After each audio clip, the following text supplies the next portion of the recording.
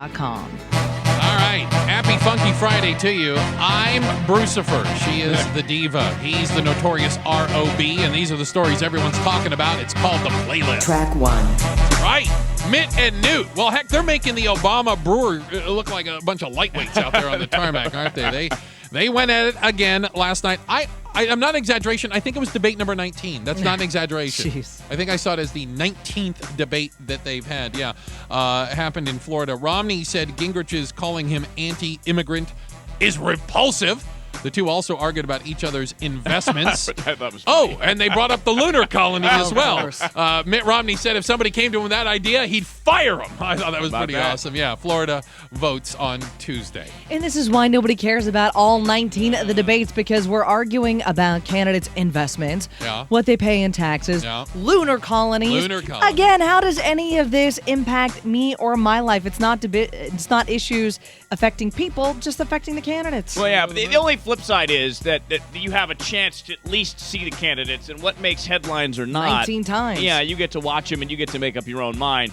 There is at least a silver lining there somewhere to be found. Somewhere. We'll find it. It's just a matter of we're actually paying attention, right?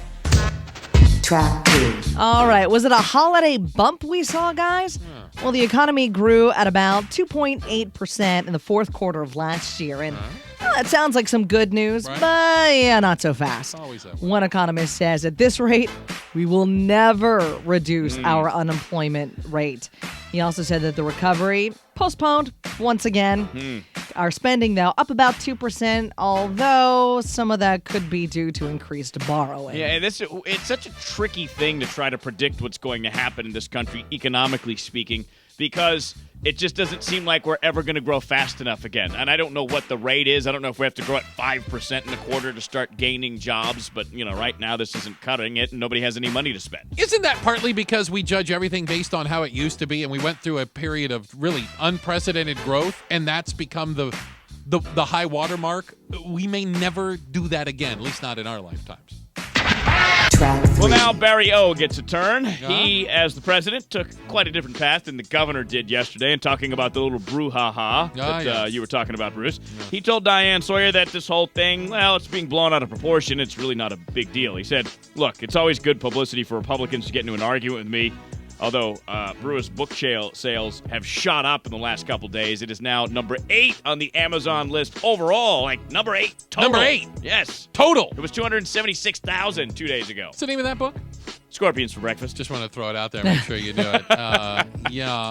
Again, I think this was calculated, and the president's right to that thing. Arguing at the president and being seen to stand up for him, even for the most asinine issues, gains you points with a small minority of people. But we can't believe that this is the first time a governor has gotten into it with a president.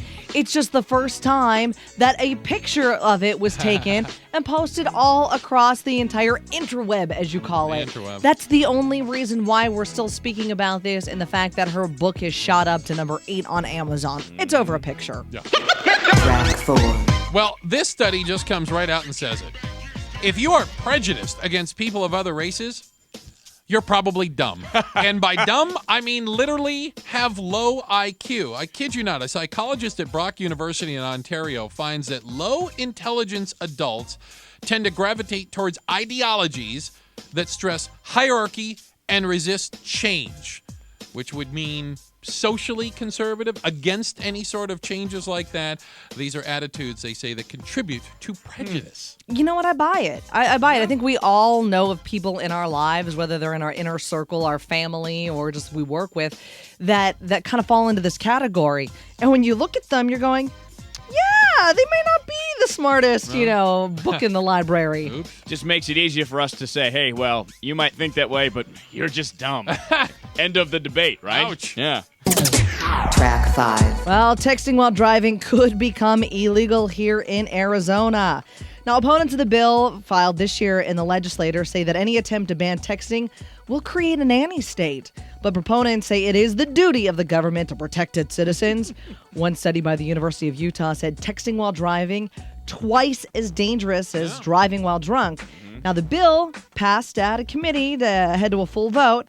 It would levy a $50 fine if you're caught texting and a $200 fine if you are texting and you are in an accident. I want to go back to this nanny state thing for just a second because the people say, well, it's nanny state, but we don't say that about DUIs. It's just funny to me, and it's almost too late to have the nanny state debate because, we've been in one for a long time, so we have to either go back the other way or, be consistent. Well, I hate the idea of texting while driving, and I know that it could be tremendously dangerous, and if you want to kill yourself doing it, knock yourself out. I'm concerned about the innocent people out there. I just don't know how we're ever going to get the toothpaste back in the tube. I just think people assume this is a right to text while driving. All the laws in the world may not change that. Track 6. So I think all of us would think that the more we work, the more productive we'd be. More hours, more stuff to do. But the reality is that might not be true. Really? Science is backing this up. They've done studies on it because what happens is the less sleep you get, the less glucose goes to your brain. And I'm not too, maybe Pamela's husband on the Big Bang Theory can figure this out. But it's the way your brain reacts to a lack of sleep. You actually do less work if you're tired and you're not as productive as you would. That's why they say 40-hour work weeks are about right. Really? Yeah. I guess it has to do with, I would use the term feeling sharp, because Absolutely. I think we've all been at a desk or been at our work and we just kind of felt dull that day. And if you took a look at what did you actually accomplish on that day, it wasn't a lot. Doesn't matter how many hours you sat at that desk. You were just staring at that stupid picture of the kitties anyway.